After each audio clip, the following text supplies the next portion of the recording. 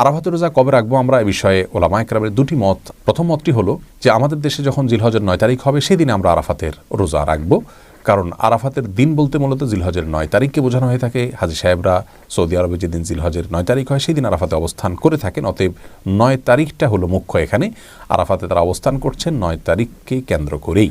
ইয়ামে আরাফা বলা হয় পৃথিবীর যে প্রান্তে আছেন সে প্রান্তে যেদিন জিলহজের 9 তারিখ হবে সেই দিনকে। আরেকটি মত হলো যে হাজী সাহেবরা যেদিন আরাফাতে অবস্থান করছেন সেই দিনটাতে রোজা রাখাই হলো আরাফাতের রোজা, এবং সেই দিনটি আমাদের দেশে জিলহজের 8 তারিখ হয়ে থাকে। এই জন্য অনেক উলামা ইকরাম জিলহজের 8 তারিখে রোজা রাখার কথা বলেন হাজী সাহেবদের আরাফাতের অবস্থানের দিকে লক্ষ্য করে, কারণ হাদিসের ভাষ্য হলো আরাফাতের দিনের রোজা।